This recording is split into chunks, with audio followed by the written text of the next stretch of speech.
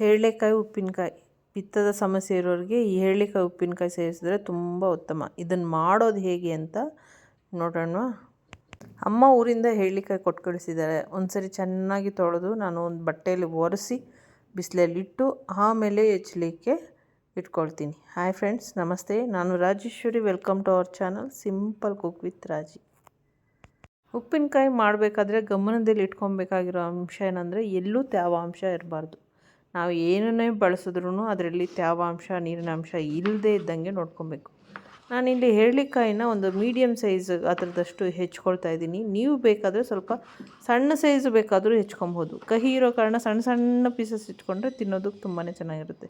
ಈಗಾಗಲೇ ನಾನು ಸುಮಾರು ಉಪ್ಪಿನಕಾಯಿ ರೆಸಿಪಿಗಳನ್ನು ಶೇರ್ ಮಾಡಿದ್ದೀನಿ. ಅದರ ಲಿಂಕ್ ಬೇಕಾದರೆ ನಾನು ಡಿಸ್ಕ್ರಿಪ್ಷನ್ ಬಾಕ್ಸಲ್ಲೂ ಕೊಡ್ತೀನಿ. ಇದರ ರಸವನ್ನು ಉಪಯೋಗಿಸಿ ಚಿತ್ರಾನ್ನ ಮಾಡ್ಬೋದು, ರಸಮ್ ಮಾಡ್ಬೋದು, ಸಾರು ಮಾಡಬಹುದು, ಗೊಜ್ಜು ಚಟ್ನಿ ಎಲ್ಲ ಮಾಡ್ಕೊಬೋದು. ನೀವೇನಾದರೂ ಮೊದಲನೇ ಸಲ ನಮ್ಮ ಚಾನಲ್ ನೋಡ್ತಾ ಇದ್ದರೆ ಸಬ್ಸ್ಕ್ರೈಬ್ ಮಾಡ್ಕೊಳ್ಳಿ. ಪಕ್ಕದಲ್ಲಿರುವಂಥ ಬೆಲ್ಲೈಕನ್ ಪ್ರೆಸ್ ಮಾಡಿದಾಗ ನಾನು ವಿಡಿಯೋ ಹಾಕಿದ ತಕ್ಷಣ ನೋಟಿಫಿಕೇಷನ್ ಮುಖಾಂತರ ನಿಮಗೆ ತಲುಪುತ್ತೆ. ಇವತ್ತು ನಾನು 8 heralekayiನ ಉಪಯೋಗಿಸಿ ಉಪ್ಪಿನಕಾಯಿ ಮಾಡ್ತಾಯಿದ್ದೀನಿ. 6 heralekayiನ ಇದೇ ರೀತಿಯೇ ಹೆಚ್ಚಿಟ್ಕೊಳ್ತೀನಿ.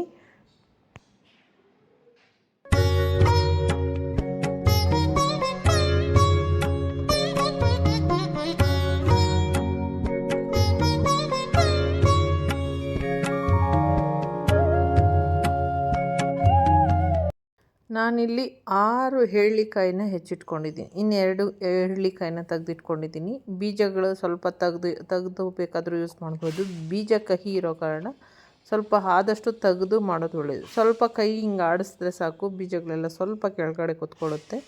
ನಾನು 2 heralekayiನ ಜ್ಯೂಸ್ ತೆಗೆದಿಟ್ಕೊಳ್ತೀನಿ. heralekayiಯಲ್ಲಿ ಅಷ್ಟೊಂದು ಜ್ಯೂಸ್ ಇರಲ್ಲ. ಕೆಲವೊಬ್ಬರು ನಿಂಬೆಹಣ್ಣು ರಸ ಕೂಡ ಹಾಕ್ಕೊಳ್ತಾರೆ. ನಿಂಬೆಹಣ್ಣು ರಸ ಬೇಡ, ನಾನು heralekayi ರಸವನ್ನೇ ಹಾಕ್ಕೊಳ್ತೀನಿ. 2 heralekayiಯಷ್ಟು ರಸ ತೆಗೆದಿಟ್ಕೊಂಡಿದ್ದೀನಿ. ಈಗ heralekayi ಕಹಿ ಇರೋ ಕಾರಣ 2-3 ದಿನ ನೆನೆಸಿಡಬೇಕು. ಮೊದಲನೇದಾಗಿ ನಾನು 1 ಹಿಡಿಯಷ್ಟು ಉಪ್ಪನ್ನು ತಳದಲ್ಲಿ ಹಾಕ್ಕೊಳ್ತಾ ಇದ್ದೀನಿ. ನೀವು ಜಾಡೀಲಿ ಬೇಕಾದರೂ ಮಾಡಬಹುದು. ನಾನಿಲ್ಲಿ ಪ್ಲಾಸ್ಟಿಕ್ ಕಂಟೈನರೇ ಯೂಸ್ ಮಾಡ್ತಾಯಿದ್ದೀನಿ. ಈಗ ಹೆಚ್ಚಿಟ್ಟಿರೋ ಅಂಥ heralekayi 1 ಅಥವಾ 2 ಹಿಡಿ heralekayi ಹಾಕಿದ್ದೀನಿ. ಸ್ವಲ್ಪ ಹಸಿಮೆಣಸಿನ್ಕಾಯಿ ಹಾಕಿದ್ದೀನಿ. ಮತ್ತು 1 ಹಿಡಿಯಷ್ಟು heralekayi ಹಾಕಿದ್ದೀನಿ. ಲೇಯರ್ ಬೈ ಲೇಯರು, ಒಂದು ಲೇಯರ್ ಉಪ್ಪು, ಒಂದು ಲೇಯರು heralekayi ಈ ರೀತಿ ಹಾಕ್ಕೊಳ್ಳಿ. ನಾನಿಲ್ಲಿ 6 heralekayiಯನ್ನು ಉಪಯೋಗಿಸಿದ್ದೀನಿ. 2 heralekayi ರಸವನ್ನು ಹಾಕ್ಕೊಳ್ತಾ ಇದ್ದೀನಿ. ಬೀಜ ಎಲ್ಲ ನೋಡಿ ಎಷ್ಟೊಂದು ಸಪ್ರೇಟ್ ಆಗಿದೆ. ಬೀಜವನ್ನು ತೆಗೆದಿಟ್ಟು ಉಳಿದಂಥ ಜ್ಯೂಸನ್ನು ಹಾಕಿದ್ದೀನಿ. ಈಗ ಉಳಿದಿರೋ ಅಂಥ ನಾನು 2 heralekayi ಜ್ಯೂಸನ್ನು ಹಾಕ್ಕೊಳ್ತಾ ಇದ್ದೀನಿ. ತುಂಬ ಡ್ರೈ ಆಗಿರುತ್ತೆ, ಹಾಗಾಗಿ ಸ್ವಲ್ಪ ಜ್ಯೂಸಿಯಾಗಿರಬೇಕಂದ್ರೆ ನಾವು heralekayi ಜ್ಯೂಸನ್ನು ಹಾಕ್ಕೊಂಡ್ರೆ ತಿನ್ನೋದಕ್ಕೆ ರುಚಿ ಚೆನ್ನಾಗಿರುತ್ತೆ. ಮತ್ತು ಕೊನೆಯಲ್ಲೂ 1 ಹಿಡಿಯಷ್ಟು ಉಪ್ಪು ಹಾಕಿ ಮುಚ್ಚಳವನ್ನು ಮುಚ್ಚಿಟ್ಬಿಡ್ತೀನಿ. ಸಂಜೆ ಆಗಿರೋದ್ರಿಂದ ನಾನು ಮುಚ್ಚಳವನ್ನು ಮುಚ್ಚೆತ್ತಿಡ್ತೀನಿ. ನಾಳೆ ಬೆಳಗ್ಗೆ ಬಿಸಿಲಲ್ಲಿಟ್ಟು ತೆಗೆದಿಡ್ತೀನಿ. ನೆಕ್ಸ್ಟ್ ಡೇ ಬೆಳಗ್ಗೆ ನಾನು ಒಂದು ಬಿಳಿ ಬಟ್ಟೆಯನ್ನು ಕಟ್ಟಿಟ್ಟು ಬಿಸಿಲಲ್ಲಿಟ್ಟಿದ್ದೀನಿ. ಒಂದು 4 ದಿನ ಇದೇ ರೀತಿಯೇ ರಿಪೀಟ್ ಮಾಡಬೇಕು. 4ರಿಂದ 5 ದಿನ ಇದೇ ರೀತಿ ಬಿಸಿಲಲ್ಲಿಟ್ಟು ತೆಗೆದಿಡಬೇಕಾಗುತ್ತೆ. ಈಗ ನಾನು ಮುಚ್ಚಳ ದಾರವನ್ನು ಬಿಚ್ಚಿ ತೋರಿಸ್ತೀನಿ. ನಾನು ಈ ಉಪ್ಪಿನಕಾಯಿಗೆ 6 heralekayi ಉಪಯೋಗಿಸಿದ್ದೀನಿ. 2 ಕಾಯಿ ಜ್ಯೂಸ್ ಹಾಕಿದ್ದೀನಿ. ಒಂದು 6ರಿಂದ 8 ಹಸಿಮೆಣಸಿನ್ಕಾಯಿನ ಉದ್ದುದ್ದಕ್ಕೆ ಹೆಚ್ಚಿ ಹಾಕಿದ್ದೀನಿ. ಉಪ್ಪು ಖಾರ ಎಲ್ಲ ಚೆನ್ನಾಗಿ ಹಿಡಿದಿದೆ. ಈಗ ನಾವು ಮಸಾಲೆ ರೆಡಿ ಮಾಡ್ಕೊಳ್ಳೋಣ. ಉಪ್ಪಿನಕಾಯಿಗೆ ಉಪ್ಪಿನಕಾಯಿಗೆ ಒಂದೊಂದು ರೀತಿ ಮಸಾಲೆ ರೆಡಿ ಮಾಡ್ಕೊಬೇಕು. ನಾನಿಲ್ಲಿ 1 ಟೇಬಲ್ ಸ್ಪೂನಷ್ಟು ಮೆಂತ್ಯ ಹಾಕಿದ್ದೀನಿ. 1 ಟೇಬಲ್ ಸ್ಪೂನಷ್ಟು ನಾನು ಜೀರಿಗೆ ಹಾಕ್ಕೊಳ್ತಾ ಇದ್ದೀನಿ. 1 ಟೇಬಲ್ ಸ್ಪೂನಷ್ಟು ಸಾಸಿವೆ ಹಾಕ್ಕೊಳ್ತಾ ಇದ್ದೀನಿ. ಅಥವಾ ನೀವು ಅರ್ಧ ಟೇಬಲ್ ಸ್ಪೂನಷ್ಟು ಮೆಂತ್ಯ ಹಾಕ್ಕೊಳ್ಳಿ, ಇನ್ನೂ ಒಂದು ಅರ್ಧ ಟೇಬಲ್ ಸ್ಪೂನಷ್ಟು ಸಾಸಿವೆನ ಇನ್ಕ್ರೀಸ್ ಮಾಡ್ಕೊಳ್ಳಿ. ಒಣಮೆಣ್ಸಿನ್ಕಾಯಿ ಹಾಕ್ತಾಯಿಲ್ಲ, ನಾನು ಖಾರದ ಪುಡಿ ಹಾಕ್ಕೊಳ್ತಾ ಇದ್ದೀನಿ. ನೀವು ಒಣಮೆಣ್ಸಿನ್ಕಾಯಿ ಉಪಯೋಗಿಸೋದಾದರೆ ಒಂದು 20 ಒಣಮೆಣ್ಸಿನ್ಕಾಯಿಗಳನ್ನು ಹಾಕಿ ಚೆನ್ನಾಗಿ ಹುರಿದು ಪುಡಿ ಮಾಡ್ಕೊಬೇಕು. ನಾನಿಲ್ಲಿ ಲೋ ಫ್ಲೇಮಲ್ಲೇ ಇಟ್ಟು ಹುರ್ಕೊಳ್ತಾ ಇದ್ದೀನಿ. ಒಂದು 2ರಿಂದ 3 ನಿಮಿಷಗಳ ಕಾಲ ಹುರಿದಿದ್ದೀನಿ. ನೋಡಿ, ಈ ರೀತಿ ಕಲರ್ ಬಣ್ಣ ಚೇಂಜ್ ಆಗಬೇಕು. ಸಾಸಿವೆ ಎಲ್ಲ ಸ್ವಲ್ಪ ಚಟಪಟ ಅಂತ ಅನ್ನಬೇಕು. ಸೀಬಾರ್ದು, ಯಾವುದೇ ಕಾರಣಕ್ಕೂ ಸೀಸ್ದಿರ ಲೋ ಫ್ಲೇಮಲ್ಲೇ ಇಟ್ಟು ಹುರ್ಕೊಳ್ಳಿ. ಸ್ವಲ್ಪ ತಣ್ಣಗಾದ್ಮೇಲೆ ಪುಡಿ ಮಾಡ್ಕೊಳ್ಳೋಣ. ಈಗ ತಣ್ಣಗಾಗಿದೆ. ನಾನು ಒಂದು ಸಣ್ಣ ಮಿಕ್ಸಿ ಜಾರ್ಗೆ ಹಾಕಿ ಪುಡಿ ಮಾಡ್ಕೊಳ್ತೀನಿ. ಪುಡಿ ಮಾಡಿದ್ಮೇಲೆ ತೋರಿಸ್ತೀನಿ ಫ್ರೆಂಡ್ಸ್. ನೋಡಿ, ಈ ರೀತಿ ಪುಡಿ ಮಾಡಿಟ್ಕೊಂಡಿದ್ದೀನಿ. ಈಗ ಇದಕ್ಕೆ ನಾನು ಖಾರದ ಪುಡಿ ಹಾಕ್ಕೊಳ್ತಾ ಇದ್ದೀನಿ. ನೀವು ಖಾರ ಆಲ್ರೆಡಿ ನಾನು ಹಸಿಮೆಣ್ಸಿನ್ಕಾಯಿ ಹಾಕಿರೋ ಕಾರಣ ನೋಡಿಕೊಂಡು ನಾನು ಖಾರದ ಪುಡಿ ಉಪಯೋಗಿಸ್ತೀನಿ. ನೀವು ಹಾಕಲಿಲ್ಲ ಅಂದರೆ ಒಂದು 20ರಿಂದ 25 ಒಣಮೆಣ್ಸಿನ್ಕಾಯಿ ಹಾಕಿ ಪುಡಿ ಹಾಕ್ಕೊಬಹುದು. ನಾನಿಲ್ಲಿ 1.5 ಟೇಬಲ್ ಸ್ಪೂನಷ್ಟು ಖಾರದ ಪುಡಿ ಹಾಕಿದ್ದೀನಿ. ಒಂದು ಕಾಲು ಸ್ಪೂನ್, ಒಂದು ಅರ್ಧ ಸ್ಪೂನ್ ಅರಿಶಿನ ಹಾಕಿದ್ದೀನಿ. ಒಂದು 1/4 ಸ್ಪೂನಷ್ಟು ಹಿಂಗು ಹಾಕ್ಕೊಂಡಿದ್ದೀನಿ. ಇಷ್ಟನ್ನು ಹಾಕಿ ಒಂದು ಸರಿ ಸುತ್ತಿ ತೊಗೊಂಬರ್ತೀನಿ. ನೋಡಿ ಪುಡಿ ಆಯಿತು.